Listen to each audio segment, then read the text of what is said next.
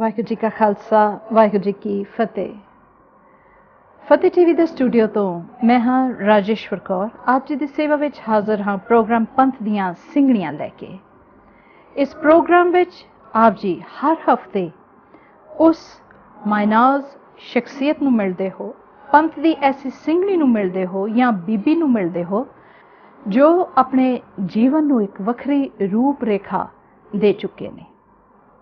ਉਹ ਆਮ ਹੁੰਦਿਆਂ ਹੋਇਆਂ ਵੀ ਬਹੁਤ ਖਾਸ ਨੇ, ਕਿਉਂਕਿ ਉਹ ਆਪਣੇ ਜੀਵਨ ਵਿੱਚ ਕੁਝ ਐਸਾ ਕਰ ਗੁਜ਼ਰਨਾ ਚਾਹੁੰਦੇ ਨੇ ਜਾਂ ਐਸਾ ਕਰ ਰਹੇ ਨੇ ਜੋ ਪੂਰੇ ਪੰਥ ਲਈ ਮਾਣ ਦੀ ਗੱਲ ਬਣ ਜਾਂਦੀ ਹੈ।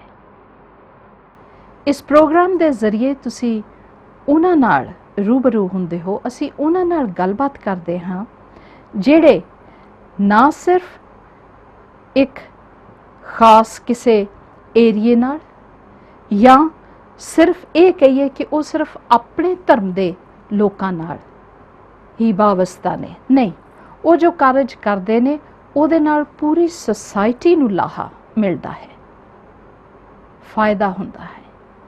ਜਾਂ ਇਹ ਕਹੀਏ ਜੋ ਸੇਵਾ ਉਹ ਨਿਭਾ ਰਹੇ ਨੇ, ਉਹ ਸੈਲਫਲੈਸ ਜੋ ਸਰਵਿਸਿਜ਼ ਨੇ, ਉਹ ਹਰ ਕਿਸੇ ਦੇ ਵੱਸ ਦੀ ਗੱਲ ਨਹੀਂ ਨੇ। ਉਹਦੇ ਲਈ ਇੱਕ ਵੱਖਰੀ ਸੋਚ ਚਾਹੀਦੀ ਹੈ, ਉਹਦੇ ਲਈ ਮਨ ਚਿੱਤ ਦੀ ਇਕਾਗਰਤਾ ਚਾਹੀਦੀ ਹੈ ਕਿ ਆਹ ਮੇਰਾ ਲਕਸ਼ ਹੈ ਔਰ ਮੈਂ ਇੱਥੇ ਪਹੁੰਚਣਾ ਹੈ। ਤੇ ਅੱਜ ਜੋ ਸਾਡੇ ਦਰਮਿਆਨ ਨੇ, ਉਹ ਨਾਮ ਤੇ ਤੁਸੀਂ ਬਹੁਤ ਵਾਰ ਸੁਣਿਆ ਹੋਵੇਗਾ, ਬੀਬੀ ਰਾਜਿੰਦਰ ਕੌਰ ਜੀ।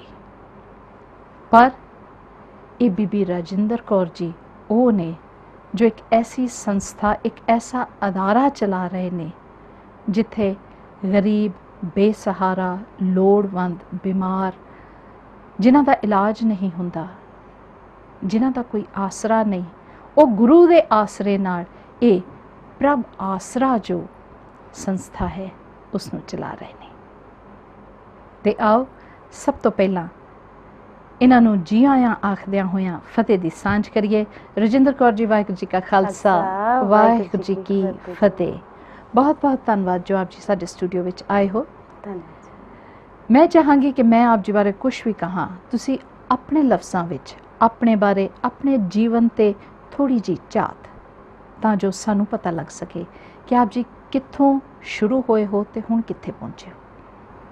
ਪਰਮਾਤਮਾ ਦੀ ਕਿਰਪਾ ਨਾਲ ਮਾਂ-ਬਾਪ ਬਹੁਤ ਅੱਛੇ ਮਿਲੇ, ਗੁਰਬਾਣੀ ਨਾਲ ਜੁੜੇ ਹੋਏ ਸੀ ਤੇ ਸਾਨੂੰ ਉਹਨਾਂ ਨੇ ਗੁਰਬਾਣੀ ਦੇ ਸਿਧਾਂਤਾਂ ਨੂੰ ਪਰਪੱਕ ਕਰਨ ਵਿੱਚ ਬਹੁਤ ਹੈਲਪ ਕੀਤੀ, ਜਿਸ ਦੇ ਫਲਸਰੂਪ ਅਸੀਂ ਨਿਸ਼ਕਾਮ ਸੇਵਾ ਕਰਦੇ ਹੋਏ, ਉਹਨਾਂ ਦੇ ਨਾਲ ਤੁਰਦੇ ਹੋਏ ਬਚਪਨ 'ਚ ਕੀਰਤਨ ਕਰਦੇ ਸੀ।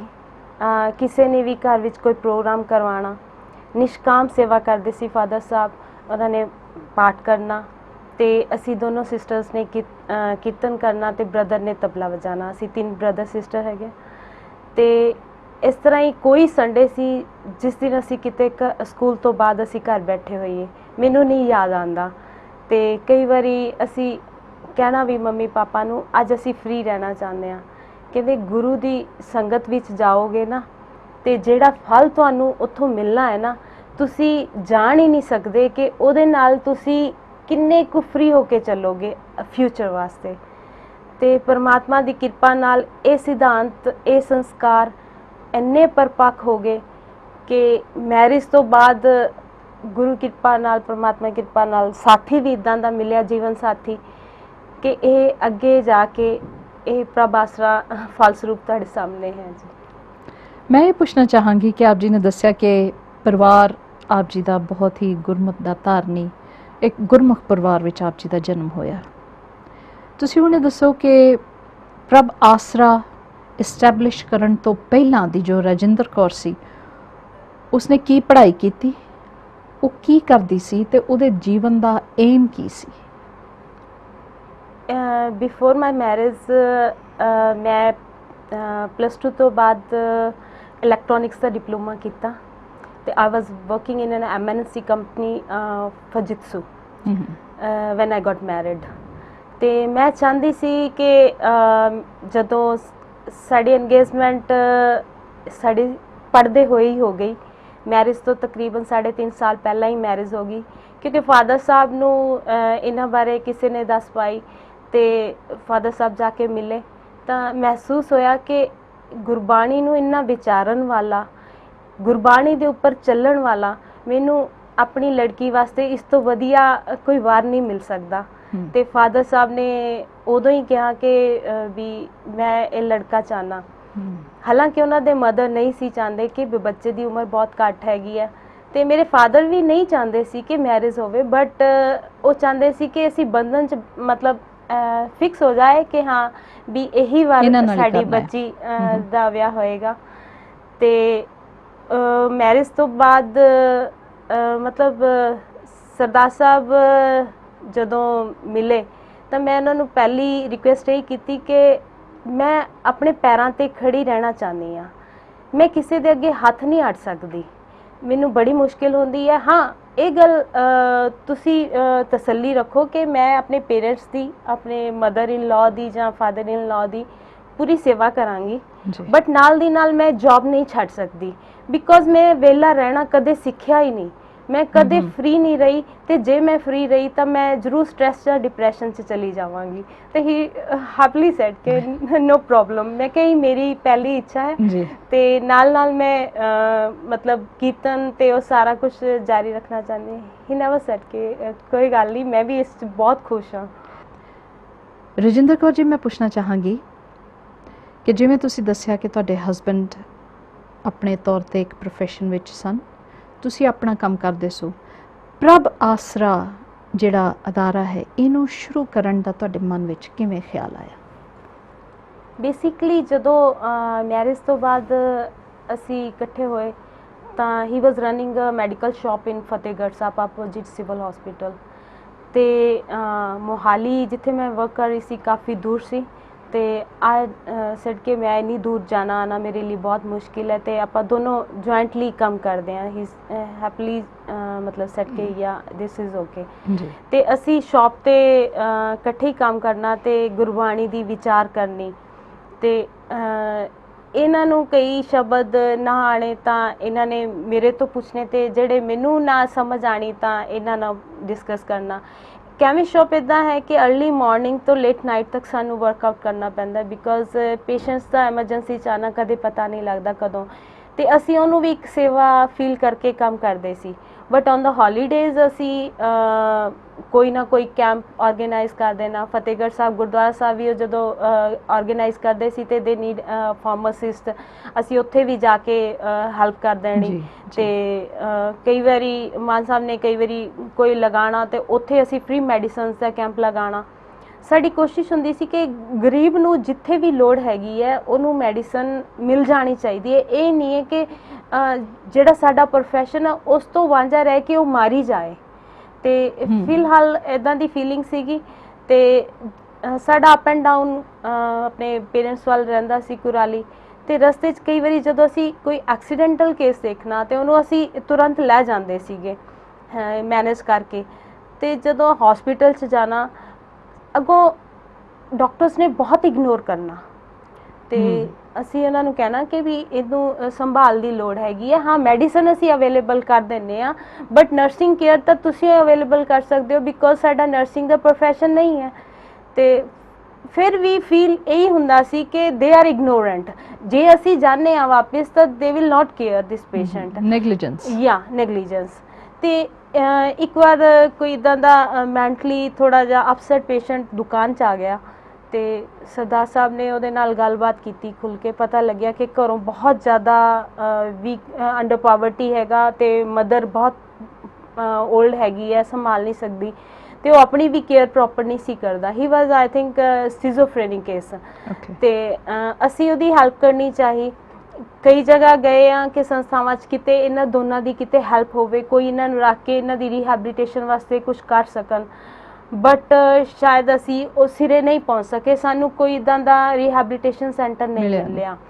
ਤੇ ਉਸ ਤੋਂ ਬਾਅਦ ਇਹ ਧਿਆਨ ਵਿੱਚ ਰਿਹਾ। In the meantime I opened another shop for my brother in law ਤਾਂ ਕਿ ਮੈਂ ਉਹਨੂੰ ਟ੍ਰੇਨ ਕਰ ਸਕਾਂ ਤੇ ਬਾਅਦ ਵਿੱਚ ਹੈਂਡਓਵਰ ਕਰ ਦਾਂਗੀ। But he was not able to maintain the shop, so I was maintaining all my business. ਤੇ ਫਿਰ ਸਰਦਾਰ, ਜਦੋਂ ਮੈਂ ਦੂਸਰੀ ਸ਼ਾਪ ਤੇ ਗਈ, ਸਰਦਾਰ ਸਾਹਿਬ ਵੀ ਇਹ ਸ਼ਾਪ ਕਿਸੇ ਨੂੰ ਮਤਲਬ Handover ਸੰਭਾਲ ਕੇ ਤਾਂ ਜੀ। ਕਿ ਰੈਗੂਲਰ ਇਨਕਮ ਸੋਰਸ ਬਣਿਆ ਰਵੇ, ਤੇ ਖਰੜ ਵਿਖੇ ਆ ਗਏ। ਤੇ ਫਿਰ ਉੱਥੇ ਆ ਕੇ ਡਿਸਕਸ ਕੀਤਾ ਕਿ ਆਪਾਂ ਨੂੰ ਗੁਰਬਾਣੀ ਹੋਰ ਵਿਚਾਰਨ ਦੀ ਲੋੜ ਹੈ, ਤੇ ਕੁਝ ਇਸ ਤਰ੍ਹਾਂ ਦਾ ਕਰਨ ਦੀ ਲੋੜ ਹੈ ਕਿ ਜਿਹੜੀ ਸਮਾਜ ਵਿੱਚ ਘਾਟ ਹੈਗੀ ਹੈ। ਤੇ ਬਟ ਉਦੋਂ ਸਾਡੇ ਮਤਲਬ ਜਹਨ 'ਚ ਨਹੀਂ ਸੀ, ਸਮਝ 'ਚ ਨਹੀਂ ਸੀ ਕਿ ਅਸੀਂ ਕਰੀਏ ਤੇ ਕਰੀਏ ਕੀ। ਬਟ ਪਰਮਾਤਮਾ ਨੇ ਕਿਰਪਾ ਕੀਤੀ ਕਿ ਸਰਦਾਰ ਸਾਹਿਬ ਕਈ ਜਗ੍ਹਾ ਗਏ, ਪੀਜੀਆਈ ਦਾ ਡਾਇਰੈਕਟਰ ਨੂੰ ਮਿਲੇ, ਬੱਤੀ ਦੇ ਡਾਇਰੈਕਟਰ ਨੂੰ ਮਿਲੇ, ਤੇ ਗੁਰਦੁਆਰਿਆਂ 'ਚ ਵੀ ਗਏ ਕਿ ਸਾਨੂੰ 2 ਕਮਰੇ ਦੇ ਦਿਓ ਤਾਂ ਕਿ ਅਸੀਂ ਉੱਥੇ ਰੱਖ ਕੇ ਹੀ ਇਹਨਾਂ ਦੀ ਸੇਵਾ ਸੰਭਾਲ after ਕਰ ਕਰ ਸਕੀਏ ਸਕੀਏ, ਜਿਹੜੇ ਜੀ। ਇਦਾਂ ਦੇ ਕੋਈ ਮਰੀਜ਼ ਆਉਂਦੇ ਆ। ਬਟ ਹਰ ਜਗ੍ਹਾ ਸਾਨੂੰ ਜਵਾਬ ਦੇ ਦਿੱਤਾ ਗਿਆ, ਹਰ ਜਗ੍ਹਾ। ਤੇ ਸਾਨੂੰ ਇਹ ਵੀ ਪਤਾ ਲੱਗਿਆ ਕਿ there are government institutes also, ਉੱਥੇ ਵੀ ਅਪਰੋਚ ਕੀਤੀ, ਬਟ ਉਹ ਕਿ ਲਿਮਿਟਿਡ ਸੀਟਸ ਹਨ ਤੇ ਲੰਬੇ ਪ੍ਰੋਸੀਜਰ ਹੈਗੇ ਆ ਕਿ ਇੱਕ ਨਾਰਮਲ ਬੰਦਾ ਉੱਥੇ ਐਡਮਿਟ ਕਰਵਾ ਹੀ ਨਹੀਂ ਸਕਦਾ ਇਹ ਕੋਈ ਐਬਨੋਰਮਲ ਪੇਸ਼ੈਂਟ ਨੂੰ ਜਾਂ ਕਿਸੇ ਤਰ੍ਹਾਂ ਦੇ ਇਦਾਂ ਦੇ ਬੰਦੇ ਨੂੰ। ਫਿਰ ਜੀ ਪਰਮਾਤਮਾ ਦੀ ਕਿਰਪਾ ਨਾਲ ਦਸੰਬਰ 2003 ਵਿੱਚ 2 ਕਮਰੇ ਕਿਰਾਏ ਤੇ ਲੈ ਕੇ ਇਹ ਸੰਸਥਾ ਹੋਂਦ ਵਿੱਚ ਆ ਗਈ ਜੀ, ਚੰਡੀਗੜ੍ਹ ਵਿਖੇ।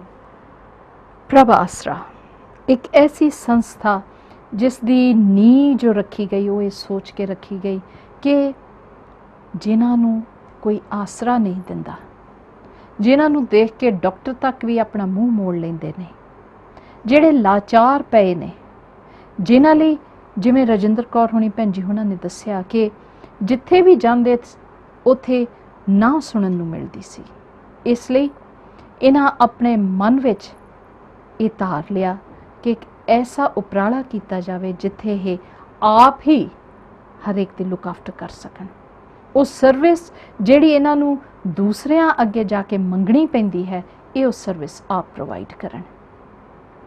ਅੱਜ ਅਸੀਂ ਗੱਲ ਕਰ ਰਹੇ ਹਾਂ ਭੈਣ ਜੀ ਰਜਿੰਦਰ ਕੌਰ ਜੀ ਨਾਲ, ਜੋ ਕਿ ਪ੍ਰਭ ਆਸਰਾ ਜੋ ਇੱਕ ਅਦਾਰਾ ਹੈ, ਅੱਜ ਇਹ ਗਲੋਬਲੀ ਇਸ ਨੂੰ ਪਛਾਣਿਆ ਜਾਂਦਾ ਹੈ, ਇਸ ਦਾ ਇੱਕ ਆਪਣਾ ਵੱਖਰਾ ਮੁਕਾਮ ਬਣ ਚੁੱਕਿਆ ਹੈ, ਇਸ ਨੂੰ ਚਲਾ ਰਹੇ ਨੇ। ਮੈਂ ਆਪ ਜੀ ਤੋਂ ਪੁੱਛਣਾ ਚਾਹਾਂਗੀ ਕਿ ਜਿਹੜੀਆਂ ਇਹ ਸੁਸਾਇਟੀ ਪ੍ਰਤੀ ਜੋ ਸਰਵਿਸਿਜ਼ ਹੁੰਦੀਆਂ ਨੇ, ਸੈਲਫਲੈਸ ਸਰਵਿਸਿਜ਼ ਹੁੰਦੀਆਂ ਨੇ, ਦੁਨੀਆ ਵਿੱਚ ਬੜੇ ਵੱਡੇ ਵੱਡੇ ਨਾਂ ਨੇ ਜਿਨ੍ਹਾਂ ਨੇ ਐਸੇ ਕੰਮ ਕੀਤੇ ਨੇ, ਜਿਨ੍ਹਾਂ ਆਪਣਾ ਸਾਰਾ ਜੀਵਨ ਲੋਕਾਈ ਦੀ ਸੇਵਾ ਲਈ, ਭਲਾਈ ਲਈ ਲਾ ਦਿੱਤਾ ਹੈ। ਤੇ ਜਦ ਕਿਸੇ ਤੋਂ ਵੀ ਪੁੱਛੋ ਉਹ ਬਹੁਤ ਵੱਡੇ ਵੱਡੇ ਨਾਂ ਲੈਂਦੇ ਨੇ ਕਿ ਉਹ ਮੇਰੇ ਆਈਡਲ ਨੇ, ਇਹ ਮੇਰੇ ਆਈਡਲ ਨੇ। ਤੁਹਾਡੇ ਨਜ਼ਰਾਂ ਵਿੱਚ ਕੌਣ ਸਨ ਜਾਂ ਦਿਮਾਗ ਵਿੱਚ ਕਿਹਨਾਂ ਦੀ ਇਮੇਜ ਸੀ ਜਿਨ੍ਹਾਂ ਨੂੰ ਤੁਸੀਂ ਸੋਚਦੇ ਸੋ ਕਿ ਮੈਂ ਵੀ ਇਹਨਾਂ ਵਰਗਾ ਕੁਝ ਕਾਰਜ ਕਰ ਸਕਾਂ? ਯੋਰ ਰੋਲ ਮਾਡਲ। ਬਚਪਨ 'ਚ ਅਸੀਂ ਕਿਤਾਬਾਂ 'ਚ ਤਾਂ ਮਦਰ ਟੈਰੇਸਾ ਬਾਰੇ ਪੜ੍ਹਦੇ ਸੀ ਤੇ ਬਹੁਤ ਇੱਛਾ ਹੁੰਦੀ ਸੀ ਕਿ ਵੀ ਇੱਦਾਂ ਦੇ ਵੀ ਕੰਮ ਅਸੀਂ ਵੀ ਕਰ ਸਕਾਂਗੇ। ਸੋਚਦੇ ਸੀਗੇ, ਕਈ ਵਾਰੀ ਆ ਕੇ ਪਾਪਾ ਨੂੰ ਸਵਾਲ ਕਰਨਾ।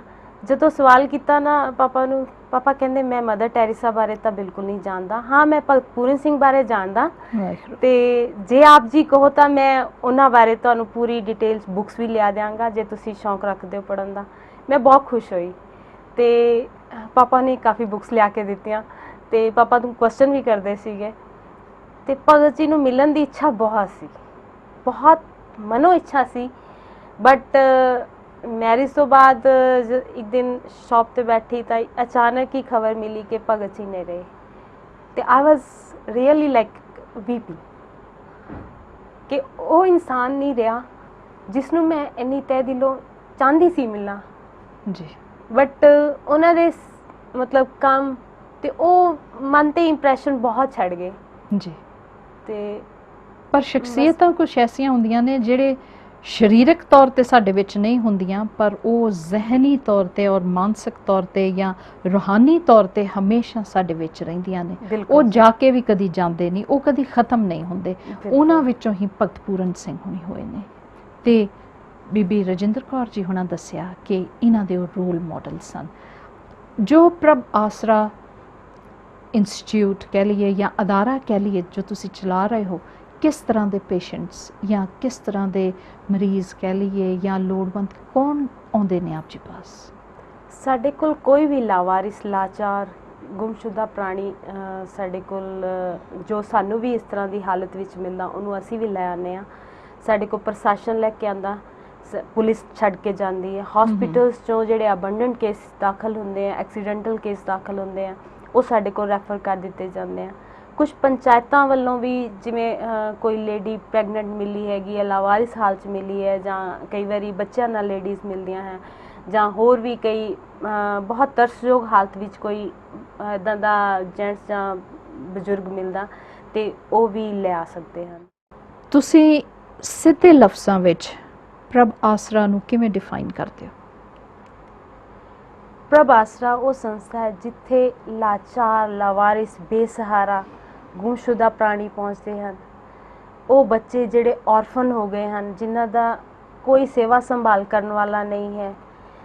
ਸਾਡੀ ਕੋਸ਼ਿਸ਼ ਹੁੰਦੀ ਹੈ ਕਿ ਉਹਨਾਂ ਨੂੰ ਅਸੀਂ ਇੱਥੇ ਸੰਭਾਲੀਏ, ਟ੍ਰੀਟਮੈਂਟ ਦੇਈਏ, ਕੇਅਰ ਕਰੀਏ, ਤੇ ਜਿੱਦਾਂ ਜਿੱਦਾਂ ਉਹ ਟ੍ਰੀਟ ਹੁੰਦੇ ਆ, ਅਸੀਂ ਇੱਕ ਸਾਈਕੈਟਰਿਸਟ ਵੀ ਹਾਇਰ ਕੀਤਾ ਹੋਇਆ, MBBS ਡਾਕਟਰ ਹੈ, ਸਾਈਕੋਲੋਜਿਸਟ ਹੈਗੇ ਆ ਸਾਡੇ ਕੋਲ, ਗਾਇਨਾਕੋਲੋਜਿਸਟ ਹੈਗੀ ਹੈ, ਜਿਹੜੇ ਕਿ ਉਹਨਾਂ ਨੂੰ ਰੈਗੂਲਰ ਟ੍ਰੀਟਮੈਂਟ ਲਈ ਇੱਥੇ ਸਾਡੇ ਕੋਲ ਪਹੁੰਚਦੇ ਹਨ। ਜਿੱਦਾਂ ਜਿੱਦਾਂ ਇਹ ਅੰਡਰ ਕੇਅਰ ਅਤੇ ਰੀਹੈਬਲੀਟੇਸ਼ਨ ਇੰਪਰੂਵ ਕਰਦੇ ਹਨ, ਤੇ ਸਾਡੀ ਕੋਸ਼ਿਸ਼ ਹੁੰਦੀ ਹੈ, ਕਿਉਂਕਿ ਜ਼ਿਆਦਾਤਰ ਜਦ ਸਾਡੇ ਕੋਲ ਪਹੁੰਚਦੇ ਮੈਂਟਲੀ ਸਟੇਬਲ ਨਹੀਂ ਹੁੰਦੇ, ਕਈ ਵਾਰੀ ਤੇ ਇਹ ਆਪਣਾ ਨਾਮ ਵੀ ਨਹੀਂ ਦੱਸ ਪਾਉਂਦੇ ਸਾਨੂੰ, ਤੇ ਜਿੱਦਾਂ ਜਿੱਦਾਂ ਇਹ ਇੰਪਰੂਵ ਹੁੰਦੇ ਫਿਰ ਸਾਨੂੰ ਕਈ ਵਾਰੀ ਆਪਣਾ ਨਾਮ, ਰਿਸ਼ਤੇਦਾਰਾਂ ਦਾ ਨਾਮ ਦੱਸਣਾ ਲੱਗਦੇ ਹਨ।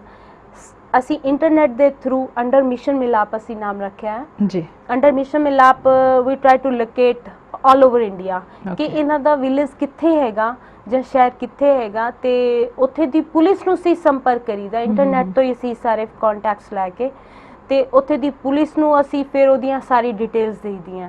ਕਈ ਵਾਰੀ ਇੱਦਾਂ ਹੁੰਦਾ ਕਿ ਲੈਂਗੁਏਜ ਗੈਪ ਬਹੁਤ ਹੁੰਦਾ ਸਾਡਾ, ਤੇ ਅਸੀਂ ਸਾਡੇ ਜਿਹੜੇ ਮਤਲਬ ਏਰੀਆ ਦੇ ਲੈਂਗੁਏਜ ਐਕਸਪਰਟ ਜਾਂ ਸਾਨੂੰ ਲੱਗਦਾ ਹੈ ਕਿ ਵੀ ਇਹਨਾਂ ਨੂੰ ਜਾਣਦੇ ਹਾਂ, ਜਾਂ ਕੋਈ ਵਿਜ਼ਟਰ ਵੀ ਆਉਂਦਾ, ਅਸੀਂ ਕੋਸ਼ਿਸ਼ ਕਰਦੇ ਹਾਂ ਕਿ ਜਿਨ੍ਹਾਂ ਦੀ ਅਸੀਂ ਲੈਂਗੁਏਜ ਨਾ ਸਮਝ ਸਕੀਏ ਅਸੀਂ ਉਹਨਾਂ ਨਾਲ ਮਿਲਾਈਦਾ, ਤਾਂ ਕਿ ਕੋਈ ਇਹਨਾਂ ਦੇ ਅੰਡਰਸਟੈਂਡ ਕਰਨ ਤੇ ਸਾਨੂੰ ਦੱਸਣ, ਤੇ ਅਸੀਂ ਤਾਂ ਕਿ ਇਹਨਾਂ ਦੇ ਘਰ ਤੱਕ ਪਹੁੰਚ ਸਕੀਏ। ਤੇ ਹੁਣ ਤੱਕ ਅਸੀਂ 735 ਲੋਕ ਆਲ ਓਵਰ ਇੰਡੀਆ ਰੀਯੂਨਾਈਟ ਕਰਾ ਚੁੱਕੇ ਹਾਂ। That's so very wonderful. What a great job. ਅਗਲਾ ਸਵਾਲ, ਕਿਉਂਕਿ ਸਾਡੇ ਕੋਲ ਸਮਾਂ ਬਹੁਤ ਸੀਮਿਤ ਹੈ, ਪਰ ਮੈਂ ਆਪ ਜੀ ਤੋਂ ਬਹੁਤ ਕੁਝ ਜਾਣਨਾ ਚਾਹੂੰਗੀ।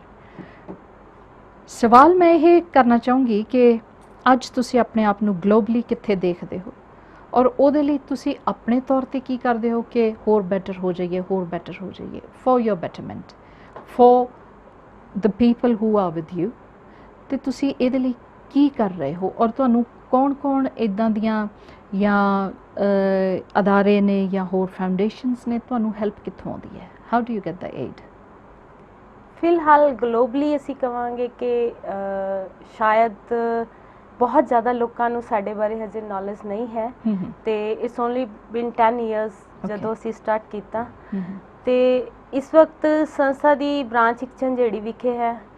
ਤੇ ਜਦੋਂ ਅਸੀਂ ਰਾਜਸਥਾਨ ਦੀ ਇੱਕ ਸੰਗਤ ਸਾਡੇ ਕੋਲ ਆਈ, ਉਹਨਾਂ ਨੇ ਰਿਕੁਐਸਟ ਕੀਤੀ ਕਿ ਇੱਕ ਸੰਸਥਾ ਰਾਜਸਥਾਨ 'ਚ ਵੀ ਖੋਲ੍ਹੀ ਜਾਏ, ਤੇ ਅਸੀਂ ਕਿਹਾ ਬਹੁਤ ਵਧੀਆ, ਮਤਲਬ ਅਸੀਂ ਪੂਰੀ ਉਹਨਾਂ ਦੀ ਹੈਲਪ ਕੀਤੀ, ਐਂਡ ਫॉर 2 ਇਅਰਸ ਅਸੀਂ ਉਹਨਾਂ ਦੇ ਉੱਥਾ ਪੂਰਾ ਰਨ ਆਊਟ ਕੀਤਾ। ਤੇ ਉਸ ਤੋਂ ਬਾਅਦ ਸਾਨੂੰ ਫੀਲ ਹੋਇਆ ਕਿ ਇਟਸ ਟੂ ਫਾਰ ਅਵੇ, ਤੇ ਅਸੀਂ ਉੱਥੇ ਦੀ ਸੰਗਤ ਨੂੰ ਮੋਟੀਵੇਟ ਕੀਤਾ ਕਿ ਤੁਸੀਂ ਆਪ ਸੰਭਾਲੋ ਇਹ ਕਾਰਜ। ਸੰਗਤ ਦੇ ਨਾਲ ਬਹੁਤ ਮਤਲਬ ਸੰਗਤ ਦੇ ਸਹਿਯੋਗ ਨਾਲ ਬਹੁਤ ਵਧੀਆ ਢੰਗ ਨਾਲ ਚੱਲ ਸਕਦੇ ਹਨ, ਤੇ ਅਸੀਂ ਤੁਹਾਨੂੰ ਪੂਰੀ ਟ੍ਰੇਨਿੰਗ ਦੇਵਾਂਗੇ ਜੋ ਜੋ ਸਾਡੇ ਲੈਵਲ ਦਾ ਹੋਏਗਾ। ਤੇ now it's working as a Harprabh Aasra in Ganganagar district, ਤੇ ਉੱਥੇ ਵੀ 180 ਤੋਂ ਉੱਪਰ ਪ੍ਰਾਣੀ ਰਹਿ ਰਹੇ ਹਨ ਇੱਦਾਂ ਦੇ।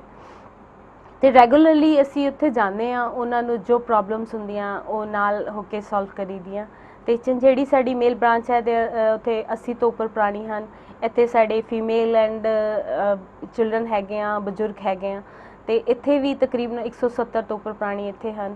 ਤੇ ਬਾਕੀ ਹੁਣ ਸਾਡਾ ਏਮ ਸੀਗਾ ਕਿ ਜਿਹੜੇ ਸਾਡੇ ਕੋਲ ਪੇਸ਼ੈਂਟਸ ਆਉਣ ਵਾਲੇ ਆ ਉਹ ਜ਼ਿਆਦਾ, ਕਾਫੀ ਤਾਦਾਦ ਜ਼ਿਆਦਾ, ਤੇ ਜਿਹੜੇ ਰੀਯੂਨਾਈਟ ਕਰਾਉਣ ਵਾਲੇ ਆ ਉਹ ਘੱਟ ਹੈ। ਸਾਡਾ ਮੇਨ ਸ਼ੁਰੂ ਤੋਂ ਹੀ ਹੈ ਕਿ ਇੱਕ ਸਰਕੂਲੇਸ਼ਨ ਬਣੇ, ਤਾਂ ਕਿ ਜਿਹੜਾ ਲੋੜਵੰਦ ਹੈ ਉਹਨਾਂ ਦੀ ਲੋੜ ਪੂਰੀ ਹੁੰਦੀ ਰਹੇ, ਤੇ ਜਿਹੜੇ ਘਰਾਂ 'ਚ ਜਾ ਕੇ ਰੀਹੈਬਲੀਟੇਟ ਹੋ ਕੇ ਆਪਣੇ ਪੈਰਾਂ 'ਤੇ ਖੜੇ ਹੋ ਸਕਦੇ ਹਨ ਤੇ ਉਹ ਮਿਲਦੇ ਰਹਿਣ। ਤੇ ਬਹੁਤ ਇੱਦਾਂ ਦੇ ਕੇਸ ਆਏ ਹਨ ਜਿਹੜੇ 14-14 ਸਾਲ ਬਾਅਦ, 25-25 ਸਾਲ ਬਾਅਦ ਆਪਣੇ ਵਾਰਸਾਂ ਨੂੰ ਮਿਲੇ ਹਨ, ਬਹੁਤ ਹੀ ਕੇਸ। ਤੇ ਉਹ ਆ ਕੇ ਖੁਸ਼ੀ 'ਚ ਰੋ ਪੈਂਦੇ ਆ ਵੀ ਅਸੀਂ ਕਿੱਦਾਂ ਆਪਣੇ ਵਾਰਸ ਤੇ ਹਾਂਜੀ ਕਈ ਵਾਰੀ ਤਾਂ ਉਹਨਾਂ ਦਾ ਸੰਸਕਾਰ ਤੱਕ ਵੀ ਕਰ ਚੁੱਕੇ ਹੁੰਦੇ ਹਨ। ਮਤਲਬ ਆਈ ਮੀਨ ਟੂ ਸੇ ਕਿ ਉਹਨਾਂ ਦੀਆਂ ਲਾਸਟ ਹਾਂਜੀ ਰਿਚੁਅਲਸ ਸਾਰੀਆਂ ਕਰ ਚੁੱਕੇ ਹੁੰਦੇ ਹਨ।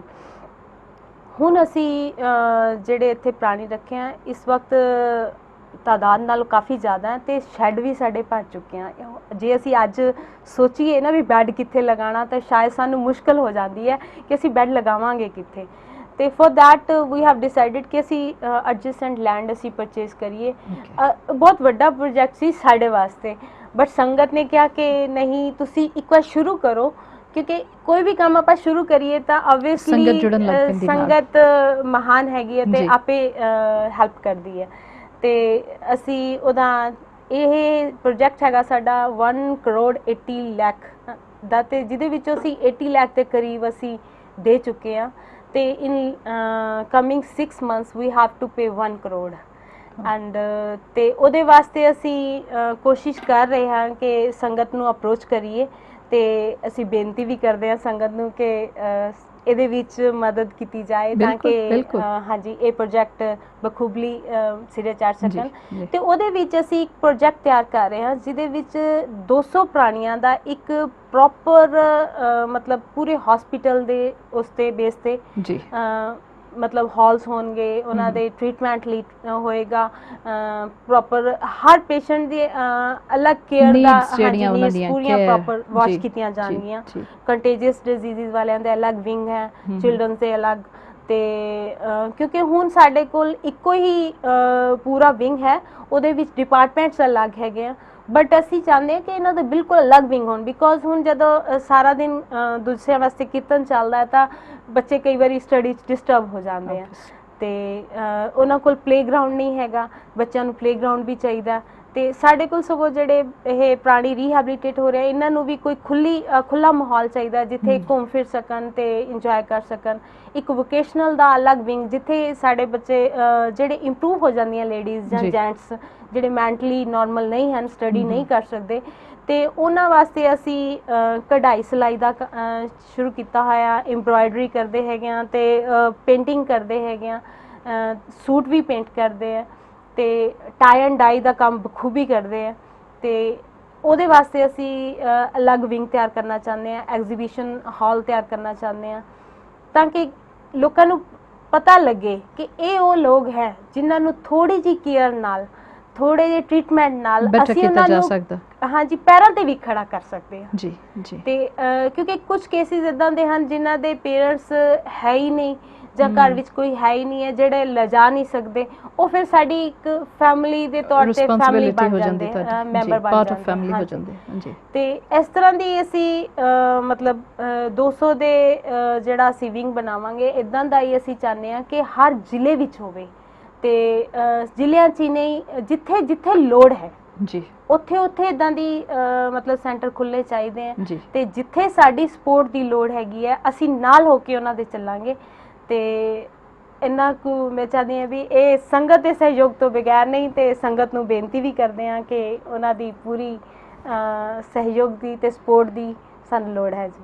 ਇੱਕ ਗੱਲ ਦਾ ਸਾਨੂੰ ਯਕੀਨ ਹੈ ਕਿ ਪੰਥ ਖਾਲਸਾ ਦੁਨੀਆ ਵਿੱਚ ਇਸ ਕੰਮ ਲਈ ਬਹੁਤ ਮਸ਼ਹੂਰ ਹੈ, ਮੰਨਿਆ ਜਾਂਦਾ ਹੈ ਕਿ ਜਿੱਥੇ ਲੋੜ ਹੋਵੇ, ਜਿੱਥੇ ਸਾਨੂੰ ਇਹ ਪਤਾ ਹੋਵੇ ਕਿ ਇਸ ਕਾਰਜ ਕਰਨ ਨਾਲ ਸੰਗਤ ਦੀ ਲੋੜਵੰਦਾਂ ਦੀ ਮਦਦ ਹੋ ਸਕਦੀ ਹੈ, ਤੇ ਮੇਰਾ ਖਾਲਸਾ ਪੰਥ ਬੜੇ ਹੈ ਫਿਰਾਕ ਦਿਲ ਹੈ, ਬਹੁਤ ਵੱਡੇ ਦਿਲ ਵਾਲਾ ਹੈ। 1 ਕਰੋੜ 80 ਲੱਖ ਦਾ ਟਾਰਗੇਟ, 80 ਲੱਖ ਪੂਰੇ ਹੋ ਚੁੱਕੇ ਨੇ, 1 crore is still to be cashed up. ਇਸ ਸਾਰੇ ਹੀ ਇਸ ਬਹੁਤ ਵੱਡੇ ਇਸ ਪ੍ਰੋਜੈਕਟ ਨੂੰ ਆਪਾਂ ਸਾਰੇ ਰਲ ਕੇ ਇਹਨਾਂ ਦੀ ਮਦਦ ਕਰੀਏ ਤੇ ਇਹਨਾਂ ਦੇ ਨਾਲ ਹੋ ਕੇ ਤੁਰੀਏ, ਇਹ ਸਾਡਾ ਫਰਜ਼ ਬਣਦਾ ਹੈ।